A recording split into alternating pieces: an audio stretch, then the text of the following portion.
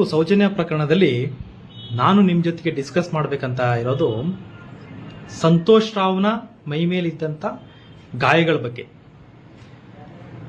Actually ಇನ್ನೊಬ್ಬರ ಮೈ ಮೇಲಿದ್ದಂಥ ಗಾಯವನ್ನ ನಾವು ಈ ಥರ ಸೋಷಿಯಲ್ ಮೀಡಿಯಾದಲ್ಲಿ ಡಿಸ್ಕಸ್ ಮಾಡಬಾರ್ದು, ಅದು ಎಥಿಕ್ಸ್ನ ವಿರುದ್ಧ. ಆದರೂ ನಾನಿವತ್ತು ಡಿಸ್ಕಸ್ ಮಾಡಲೇಬೇಕಾದಂಥ ಪರಿಸ್ಥಿತಿ ಬಂದಿದೆ. ಯಾಕೆ ಅಂತ ಹೇಳಿದ್ರೆ, ಈ ಸಂತೋಷ್ ರಾವ್ನ ಮೈ ಮೇಲಿದ್ದ ಗಾಯಗಳ ಬಗ್ಗೆ ಕೆಲವೊಂದು ಸಮೂಹ ಮಾಧ್ಯಮಗಳಲ್ಲಿ, ಕೆಲವೊಂದು ಯೂಟ್ಯೂಬ್ ಚಾನೆಲ್ಗಳಲ್ಲಿ ಆಲ್ರೆಡಿ ತುಂಬಾ ಡಿಸ್ಕಷನ್ ಮಾಡಿಬಿಟ್ಟು ಒಂದು ಮಾನಹರಣ ಮಾಡಿಬಿಟ್ಟಿದ್ದಾರೆ ಆಲ್ರೆಡಿ. ಒಬ್ಬ ವ್ಯಕ್ತಿಯ, ಒಬ್ಬ ನಿರಪರಾಧಿಯ ಆ ನಿರಪರಾಧದ ಗಾಯಗಳು ಯಾವುದು ಅಂತ ಹೇಳ್ಬಿಟ್ಟು ಈ ಕರ್ನಾಟಕದ ಜನತೆಗೆ ಗೊತ್ತಾಗಬೇಕಾಗಿದೆ. ಹಾಗಾಗ್ಬಿಟ್ಟು ಈ ಟಾಪಿಕ್ ಬಗ್ಗೆ ನಾನು ಇವತ್ತು ಡಿಸ್ಕಷನ್ ಮಾಡ್ತಾ ಇದ್ದೀನಿ. ಸಂತೋಷ್ ರಾವ್ನ ಹಿಡಿದಾದ್ರ ಮೇಲೆ ಪೊಲೀಸರು ಏನ್ ಮಾಡ್ತಾರೆ, ಗಾಯದ ಪ್ರಮಾಣ ಪತ್ರವನ್ನ ಕೊಡಿ ಅಂತ ಹೇಳ್ಬಿಟ್ಟು ಬೆಳ್ತಂಗಡಿ ಸಾರ್ವಜನಿಕ ಆಸ್ಪತ್ರೆಯ ಡಾಕ್ಟರ್ ಆದಮ್ ಅವರಿಗೆ ಕೇಳ್ತಾರೆ. ಅವರು ಗಾಯದ ಪ್ರಮಾಣ ಪತ್ರವನ್ನು ಕೂಡ ಕೊಡ್ತಾರೆ. ಸಂತೋಷ್ ರಾವ್ನ ಗಾಯದ ಪ್ರಮಾಣ ಪತ್ರವನ್ನ ಮೊದಲಿಗೆ ಡಾಕ್ಟರ್ ಆದಮ್ ಅವರು 12ನೇ ತಾರೀಕು, ಅಕ್ಟೋಬರ್ 12ನೇ ತಾರೀಕು 10 ಗಂಟೆಗೆ ಗಾಯದ ಪ್ರಮಾಣ ಪತ್ರವನ್ನ ಕೊಡ್ತಾರೆ.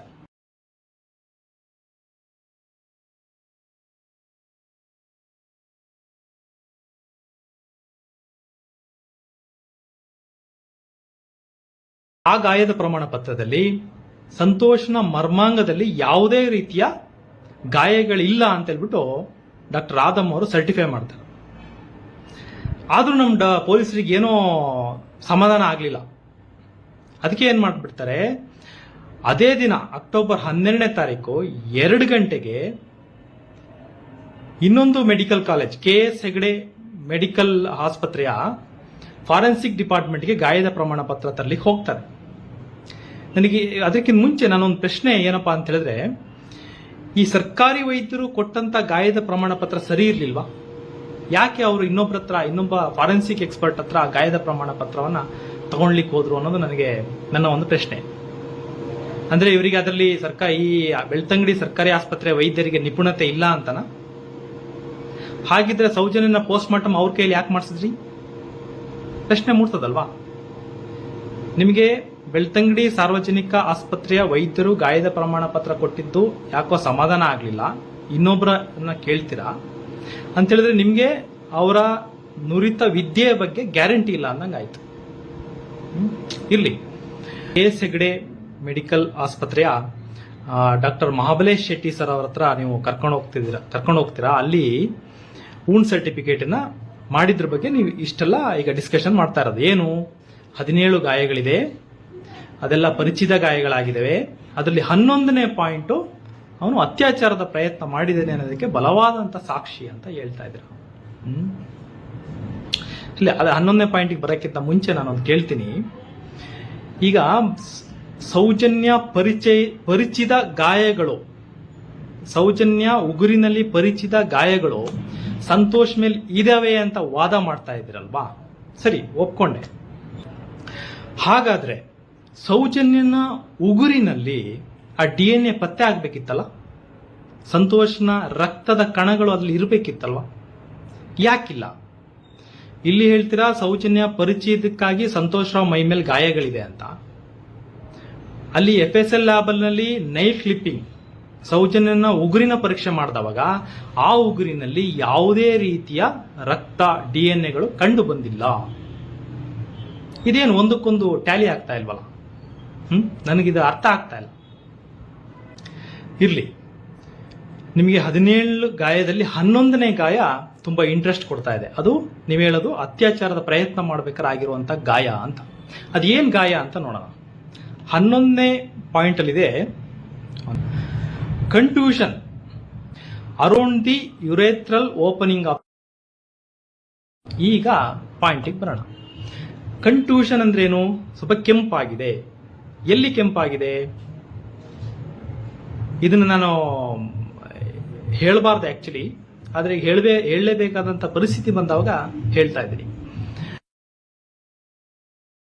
ಜಾಗದ ತುದಿಯಲ್ಲಿ ಅತಿ ಚಿಕ್ಕದಾಗಿ 0.7 into 0.2 ಸೆಂಟಿಮೀಟರ್ ಕನ್ಫ್ಯೂಷನ್ ಅಂದ್ರೆ ಕೆಂಪಿದೆ,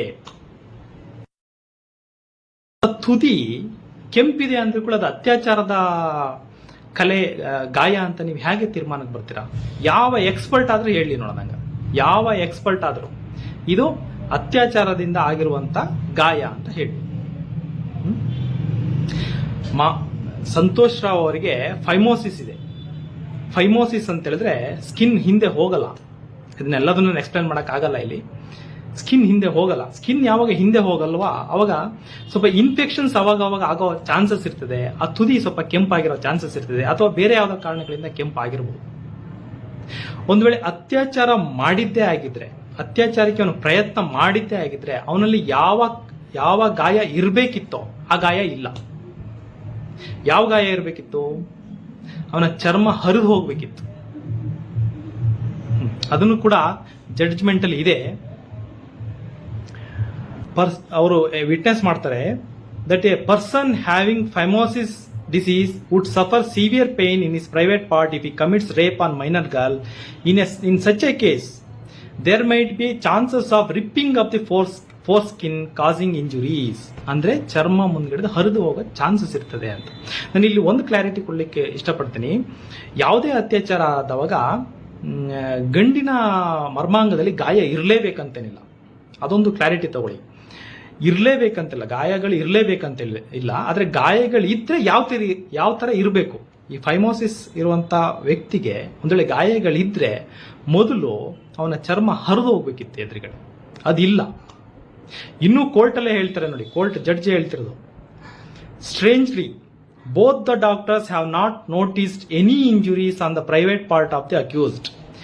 ಎರಡೂ ಡಾಕ್ಟರ್ಗಳು ಕೂಡ, doctor Radham and doctor Mahabalesh Shetty ಅವರು ಇಬ್ಬರು ಕೂಡ ಸಂತೋಷ್ ರಾವ್ನ ಮರ್ಮಾಂಗದಲ್ಲಿ ಯಾವುದೇ ಗಾಯಗಳಿಲ್ಲ ಅಂತ ವಿಟ್ನೆಸ್ ಮಾಡಿದ್ದಾರೆ ಅಂತ ಜಡ್ಜ್ ಹೇಳ್ತಾ ಇದೆ. ಇನ್ನು ಸ್ವಲ್ಪ ಮುಂದೆ ಓದ್ತೀನಿ, ನಿಮಗೆ ಅರ್ಥ ಆಗ್ತದೆ. Apart from the evidence of the doctors, the material witness have categorically deposed that the accused is nowhere connected with the alleged crime and he has been falsely implicated. ಇದನ್ನ ಹೇಳ್ತೀನಿ, ಇನ್ನು ಕೆಲವರಿಗೆ ಅರ್ಥ ಆಗಿರಲ್ಲ. ಬೇರೆ ಮೆಟೀರಿಯಲ್ ವಿಟ್ನೆಸ್ ಕೂಡ ಸಂತೋಷ್ ರಾವ್ ಮೇಲೆ ಯಾವುದೇ ಇಲ್ಲ. There is no evidence. ಇಲ್ಲೇ ಬರೆದಿದ್ದಾರೆ, accused is nowhere connected with the alleged crime. ಇದು ಕೋರ್ಟ್ ಜಡ್ಜ್ಮೆಂಟ್ ಅಲ್ಲಿ ಇರೋದು. And he has been falsely implicated, ಇವನ ಮೇಲೆ ಸುಳ್ಳು ಕೇಸು ಹಾಕಲಾಗಿದೆ ಅಂತ ಜಡ್ಜ್ ತಮ್ಮ ತೀರ್ಮಾನದಲ್ಲಿ ಕೊಟ್ಟಿದ್ದಾರೆ. ಇನ್ನು ಯಾವ ಗಾಯದ ಬಗ್ಗೆ ಮಾತಾಡ್ತೀರಾ ನೀವು? ನಿಮ್ಗೆ ಇನ್ನೂ ಅರ್ಥ ಆಗಿಲ್ಲ ಅಂದ್ರೆ ಕೋರ್ಟ್ ಜಡ್ಜ್ಮೆಂಟ್ ಓದಿ. 79ನೇ ಪೇಜ್ನಲ್ಲಿ 128ನೇ ಪಾಯಿಂಟ್ ಜಡ್ಜ್ ಹೇಳಿದ್ದಾರೆ. ಇಬ್ರು ಡಾಕ್ಟರ್ ಹೇಳ್ತಾ ಇದ್ದಾರೆ ಅವನ ಮರ್ಮಾಂಗದಲ್ಲಿ ಯಾವುದೇ ಗಾಯಗಳಿಲ್ಲ, absolutely no evidence, falsely implicated, ಇವನ ಮೇಲೆ ಸುಳ್ಳು ಕೇಸು ಹಾಕಲಾಗಿದೆ ಅಂತ. ಇನ್ನು ಈ ವೂಂಡ್ ಸರ್ಟಿಫಿಕೇಟ್ ಅಲ್ಲಿ 11ನೇ ಪಾಯಿಂಟ್ಗೆ ಬಿಡಬಾರ್ದು ನೀವು, ಇನ್ನು ಮುಂದೆ ಹೋಗ್ಬೇಕಲ್ವಾ. 16 ಮತ್ತು 17ನೇ ಪಾಯಿಂಟ್ ಬಗ್ಗೆನೂ ನೀವು ಸ್ವಲ್ಪ ನೋಡಬೇಕು. ವೂಂಡ್ ಸರ್ಟಿಫಿಕೇಟ್ ಅಲ್ಲಿ 16ನೇ ಪಾಯಿಂಟ್ ಏನಿದೆ ಅಂತ ಹೇಳಿದ್ರೆ, horizontally placed over the left upper abdomen 3 centimetre above the level of umbilicus. ಅಂದ್ರೆ ಸಂತೋಷ್ ರಾವ್ನ ಹೊಟ್ಟೆಯ ಮೇಲೆ 8 ಸೆಂಟಿಮೀಟರ್ ಉದ್ದ ಮತ್ತೆ 0.2 ಸೆಂಟಿಮೀಟರ್ ಅಗಲದ 3 ಹಾರಿಜಾಂಟಲಿ ಪ್ಲೇಸ್ಡ್, ಅಂದ್ರೆ ಅಡ್ಡಡ್ಡವಾಗಿ, ಕ್ಲೀನ್ ಆಗಿ ಅಡ್ಡಡ್ಡವಾಗಿ ಸಂತೋಷ್ ರಾವ್ನ ಹೊಟ್ಟೆ ಮೇಲೆ ಅಷ್ಟು ನೀಟಾಗಿ ಮೂರು ಗಾಯಗಳು ಅಡ್ಡಡ್ಡವಾಗಿ, ಹಿಂಗೆ ಹೊಟ್ಟೆ ಮೇಲೆ ಅಡ್ಡಡ್ಡವಾಗಿ 3 ಗಾಯಗಳು 8 ಸೆಂಟಿಮೀಟರ್ ಉದ್ದದಿದೆ. ಈ ಗಾಯ ಮಾಡಿದವ್ರು ಯಾರು? ಆ ಬಾಹುಬಲಿ ಬೆಟ್ಟದಲ್ಲಿ ಜನರು ಹಿಡ್ಕೊಂಡು ಹೊಡೆದ್ರೆ ಈ ತರ ಬರಲ್ಲ. ಒಂದೇ ಪ್ಲೇಸ್ ಅಲ್ಲಿ 3 ಗಾಯಗಳು ಉದ್ದಕ್ಕೆ 8 ಸೆಂಟಿಮೀಟರ್ ಹೊಟ್ಟೆಯಲ್ಲಿ. ಈಗ ಯಾವುದೇ ವ್ಯಕ್ತಿ ಹೊಟ್ಟೆಗೆ ಹೊಡಿಲಿಕ್ಕೆ ಬಂದವಾಗ ಆ ವ್ಯಕ್ತಿ ಕೈನೋ ತರ್ತಾನೆ, ಕಾಲ್ನೋ ತರ್ತಾನೆ, ತನ್ನನ್ನು ಕಾಪಾಡ್ಕೊಳಕ್ ನೋಡ್ತಾನೆ, ಸುಮ್ಮನೆ ಬಿಡೋದಿಲ್ಲ ಹೊಟ್ಟೆಗೆ ಹೊಡೀರಿ ಅಂತ. ಇದು ನನ್ನ ಅನಾಲಿಸಿಸ್ ಏನಪ್ಪಾ ಅಂತ ಹೇಳಿದ್ರೆ, ಈ ತರ ಗಾಯ ಸಾಧಾರಣ ಹೇಗಾಗ್ತದೆ ಅಂತ ಹೇಳಿದ್ರೆ, ಹೊಡೆದಾಗ ಅವನಿಗೆ ಕೈ ಅಡ್ಡ ಬರ್ಲಿಕ್ಕೆ ಆಗದೆ ಇರೋ ಸಂದರ್ಭದಲ್ಲಿ ಹೇಗೆ ಕೈ ಅಡ್ಡ ಯಾಕೆ ಬರೋದಿಲ್ಲ? ಅವನ ಕೈಯನ್ನ ಕಟ್ಟಿ ಮೇಲೆ ನೇತು ಹಾಕಿದ್ರೆ, ಬಟ್ಟೆಯನ್ನ ಬಿಚ್ಚಿ ಲಾಟಿನಲ್ಲಿ ಹೊಡೆದ್ರೆ ಈ ತರ ನೀಟಾಗಿ 8 ಸೆಂಟಿಮೀಟರ್ ಉದ್ದದ್ದು, ಒಂದಲ್ಲ ಎರಡಲ್ಲ 3 ಹೊಟ್ಟೆಗೆ ಹೊಡೆದಿದ್ದಾರೆ. ಯಾಕಂದ್ರೆ ಹೊಡೆಯೋರಿಗೆ ಗೊತ್ತು, ಬೇರೆ ಕಡೆ ಹೊಡೆದ್ರೆ ಮೂಳೆ ಮುರಿಬೋದು, ಕೇಸ್ ಆಗ್ಬೋದು. ಈ ತರ ಎಡಭಾಗದಲ್ಲಿ ಹೊಟ್ಟೆಯಲ್ಲಿ ಹೊಡೆದ್ರೆ ಅವನು ಬಾಯಿ ಬಿಡ್ತಾನೆ, ಅವನು ನಾವು ಹೇಳಿದ್ದನ್ನ ಕೇಳ್ತಾನೆ. ಈ ತರ ಲಾಟಿನಲ್ಲಿ ಸಂತೋಷ್ ರಾವ್ನ ಕೈಯನ್ನ ಕಟ್ಟಿ ಯಾರು ಹೊಡೆದಿರ್ಬೋದು? ನೀವೇ ಊಹಿಸ್ಬೇಕದನ್ನ. ಇನ್ನೊಂದು 17ನೇ ಪಾಯಿಂಟ್ ಬಗ್ಗೆ, ಇದು ತುಂಬಾ ಬ್ಯೂಟಿಫುಲ್ ಪಾಯಿಂಟ್. 17ನೇ point, hesitation marks transversely placed on the palmar aspect of both forearms. ಇದಕ್ಕೆ ಹೆಸಿಟೇಷನ್ ಮಾರ್ಕ್ಸ್ ಅಂತ ಹೇಳ್ತಾರೆ. ಇದು ನಮ್ಮ ಡಾಕ್ಟರ್ಗಳು ಯಾರಿಗಾದ್ರೂ ಇದು ಅರ್ಥ ಆಗ್ತದೆ. ಅವನ 2 ಕೈಗಳಲ್ಲಿ, ಈ ತರ ಕೈಗಳಲ್ಲಿ ಹೆಸಿಟೇಷನ್ ಮಾರ್ಕ್ಸ್, ಕಟ್ ಮಾಡಿರೋ ಗುರುತುಗಳಿದೆ. ಅದು ಹಳೆ ಗಾಯಗಳು, 1 ವರ್ಷದಿಂದನೋ 2 ವರ್ಷದಿಂದನೋ ಹಳೆ ಗಾಯಗಳು, healed wounds, scar, hesitation cuts ಅಂತ ಹೇಳ್ತಾರೆ. ಇದು ಏನ್ ಹೇಳ್ತದೆ ಅಂತ ಹೇಳಿದ್ರೆ, ಒಬ್ಬ ಮನುಷ್ಯ ಮಾನಸಿಕ ಖಿನ್ನತೆನಲ್ಲಿದ್ರೆ ತನಗೆ ತಾನು ನೋವು ಮಾಡ್ಕೊಳ್ಲಿಕ್ಕೆ ಚಾಕುನಲ್ಲಿ ಅಥವಾ ಬ್ಲೇಡ್ನಲ್ಲಿ ಕಟ್ ಮಾಡ್ಕೋತಿರ್ತಾನೆ. ಅವಾಗ ಕಟ್ ಮಾಡ್ಕೋತಾನೆ. ಅದು ಅವನ ಮಾನಸಿಕ ಖಿನ್ನತೆನೆ ತೋರಿಸ್ತದೆ.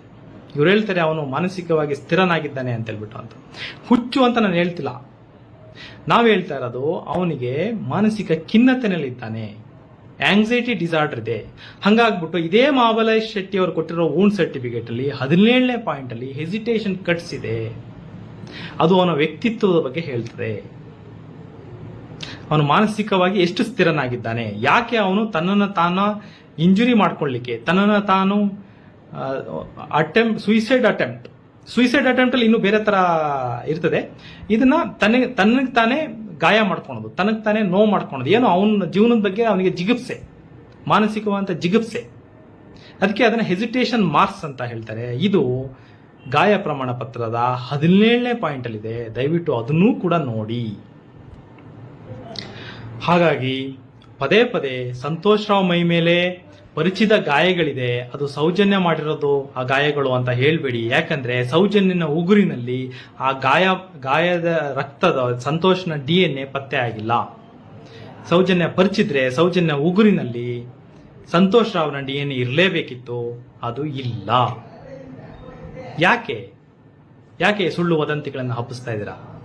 ಹಾಗೆ ನಂಬರ್ 11 ಏನು ಮರ್ಮಾಂಗದಲ್ಲಿ ಗಾಯ ಇದೆ ಅಂತ ಹೇಳ್ತಿದ್ರಲ್ಲ, ಅದನ್ನ ಯಾವ ಎಕ್ಸ್ಪರ್ಟ್ ಕೂಡ ಇದು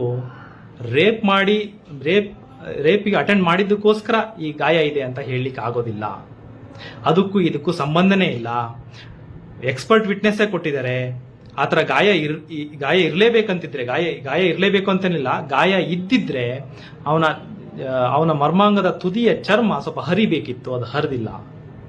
ಅಬ್ಸಲ್ಯೂಟ್ಲಿ ನೋ ಎವಿಡೆನ್ಸ್, ಫಾಲ್ಸ್ಲಿ ಇಂಪ್ಲಿಕೇಟೆಡ್, ಯಾವುದೇ ಎವಿಡೆನ್ಸ್ ಇಲ್ಲ, ಇವನ ಮೇಲೆ ಸುಳ್ಳು ಕೇಸನ್ನು ಹಾಕಲಾಗಿದೆ ಅಂತ ಹೇಳ್ಬಿಟ್ಟು ಜಡ್ಜೆ ಹೇಳಿದ. ಕೇಸಲ್ಲಿ ಸಂತೋಷ್ ರಾವ್ ಇಲ್ಲ ಅನ್ನೋದು ಸ್ಪಷ್ಟವಾಗಿದೆ. ನೋಡಿ, ಸಂತೋಷ್ ರಾವ್ ಹಿಂದಿಂದು ಮುಂದಿಂದು ನನಗೆ ಗೊತ್ತಿಲ್ಲ, ನನಗೇನು ಅವ್ನ ಪರಿಚಯ ಇಲ್ಲ, ಅವ್ರು ಯಾರು ಅಂತಾನೆ ಗೊತ್ತಿಲ್ಲ. ಅವನ ಹಿಂದೆ ಏನು ಮಾಡಿದ್ದ, ಅದು ಮುಂದೆ ಏನು ಮಾಡ್ತಾನೆ, ಅದಕ್ಕೆಲ್ಲ ನಾನು ಅಥೆಂಟಿಕೇಶನ್ ನಾನು ಕೊಡ್ಲಿಕ್ಕೆ ಆಗೋದಿಲ್ಲ, ಅದಕ್ಕೆಲ್ಲ ಸಾಕ್ಷಿ ನಾನಾಗ್ಲಿಕ್ಕೆ ಆಗೋದಿಲ್ಲ, ನಾನು ಅವನ ವ್ಯಕ್ತಿತ್ವನ ಸರ್ಟಿಫೈ ಮಾಡ್ಲಿಕ್ಕೆ ಆಗೋದಿಲ್ಲ. ಆದರೆ ಈ ಕೇಸ್ನಲ್ಲಿ ಫಾಲ್ಸ್ಲಿ ಇಂಪ್ಲಿಕೇಟೆಡ್, ಅವನ ಮೇಲೆ ಸುಳ್ಳು ಅಪವಾದನೆ ಅನ್ನೋದನ್ನ ನಾನು ಹೇಳ್ತಾ ಇಲ್ಲ, CBI ಕೋರ್ಟಿನ ಜಡ್ಜ್ ಹೇಳ್ತಾ ಇದ್ದಾರೆ. ಹೀಗೆ ಸಂತೋಷ್ ರಾವ್ನ ಗಾಯದ ಬಗ್ಗೆ ಮಾತಾಡಿದ್ದಕ್ಕೆ ಸಂತೋಷ್ ರಾವ್ನಲ್ಲಿ ಕ್ಷಮೆ ಕೇಳ್ತೀನಿ.